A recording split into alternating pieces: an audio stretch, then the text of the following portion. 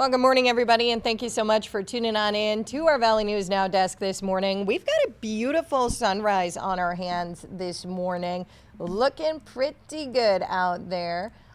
Something we are going to see more and more of as we continue on into the springtime, dare I say. But we still got a ways left to go, am I right? One more time, thank you so much for joining us here on our Valley News Now desk. My name is Alex Larson. So we're going to kick things off talking about just that, what is happening outside. You can see on the bottom of your screen, we have a first alert weather day today and tomorrow. So don't let this deceive you. We're starting to kick things into gear today. I'm going to share my screen with you here. Right now, we're sitting at 34 degrees in fair conditions here in Fargo.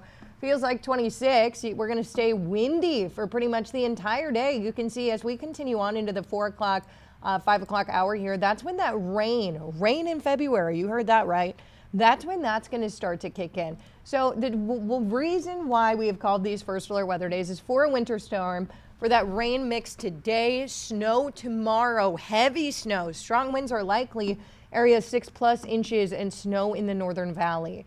So let's check these driving conditions. Right now, we're going to be seeing as we continue on through the day, increasing wind and precipitation. So yellow light, be cautious. Tomorrow, red light, maybe rethink your plans. Tough travel is what we're going to be seeing. I do want to click on our 11-day planner and show you a little bit of what's going on. We do have Mardi Gras today. Happy Mardi Gras to all who celebrate.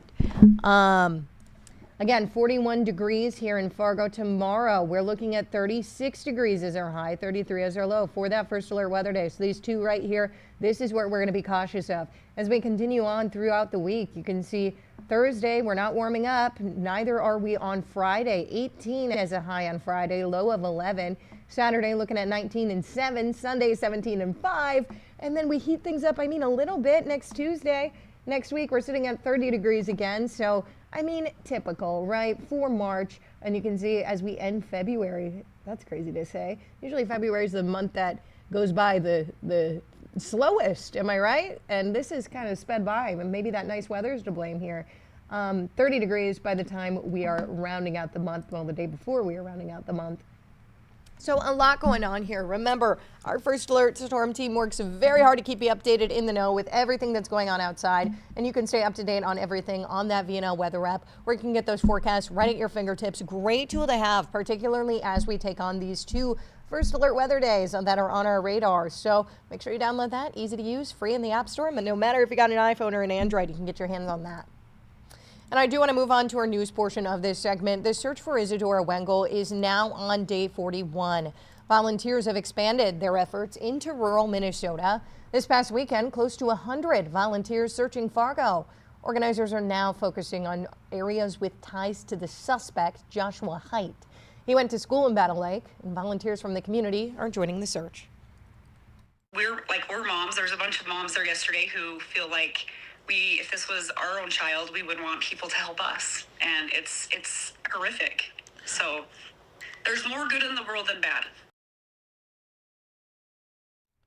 So the second community-wide search is planned for this Sunday in Battle Lake. Valley News Live does plan to have a team there. And for details, head on over to our website, valleynewslive.com. We've got this listed for you there. And a suspect is still at large after a police chase in Moorhead that happened this past weekend. On Saturday, police say a Minnesota State trooper tried to stop a stolen vehicle. The driver fled, leading to a brief pursuit that was soon discontinued. The suspect abandoned the vehicle and fled on foot near the College Park Apartments. Law enforcement described the suspect as a man wearing a black face mask. Officials do believe they know who this guy is, but they have not been able yet to locate him. And a federal grand jury has indicted 5 men, including one from North Dakota, in a massive cattle fraud scheme. Prosecutors say Taylor Bang of Killdeer is charged with multiple counts, including wire fraud and money laundering. The indictment alleges the defendants created a company called Agridime, promising investors they would buy and raise cattle for profit.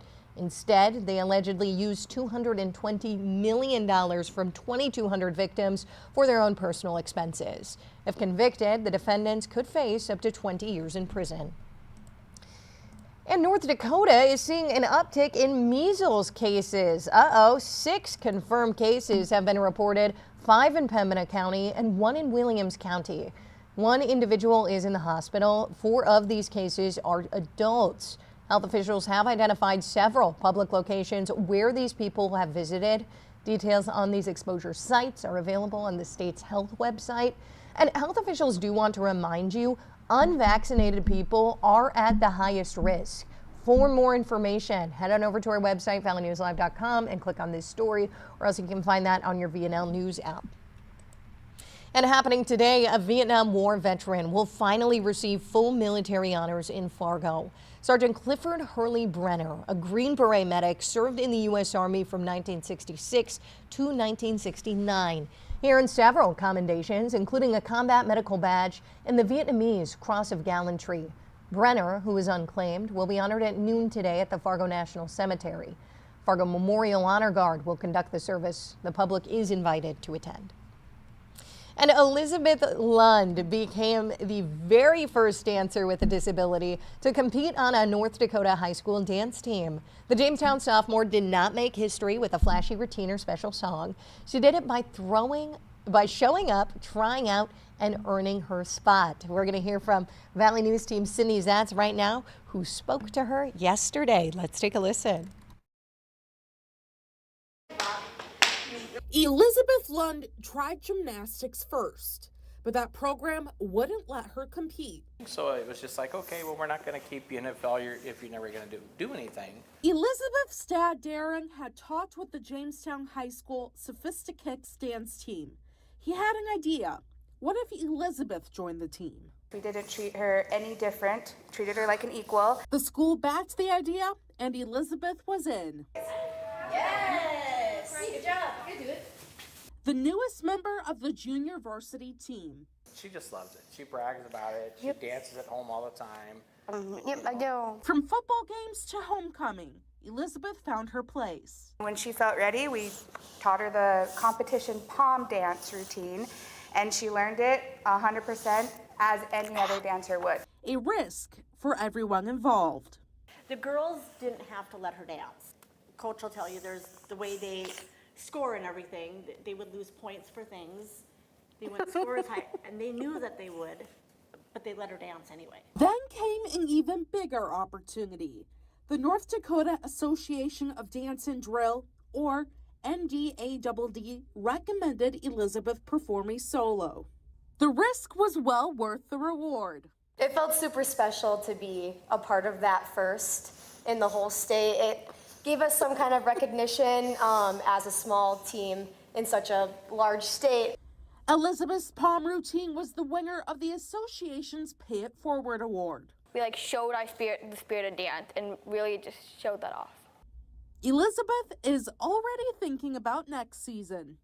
My favorite lesson, I do splits, and so I do this. For now, she's inspired a team, a school, and maybe dancers across the state who never thought they'd get this chance. Isn't that story awesome? That was Valley News team Sydney Zatz reporting. Congratulations, Elizabeth. That is incredible. So happy to hear this, and for the entire Jamestown dance team there. In addition to the Pay It Forward Award, Spirit Bear Junior Varsity placed 5th with their pom routine. Pretty cool there. Congrats, girls. Well, that's about all I got for you here on this, what are we at, Tuesday? Man, Mardi Gras, right? I will see you back here tomorrow around that 7:30 time frame when I fire this thing up around that 7:30 hour on Facebook, YouTube, as well as our CTV app. And you can also find this on our website, streaming, lots of different avenues to get your hands on this. If you download our VNL News app as well, we're able to send you push notifications right when this thing turns on. So we're able to give you the latest of everything we are covering today here in our newsroom. Again, that's all I got for you here. I will see you back here tomorrow. I'm Alex Larson. I hope you have a great rest of your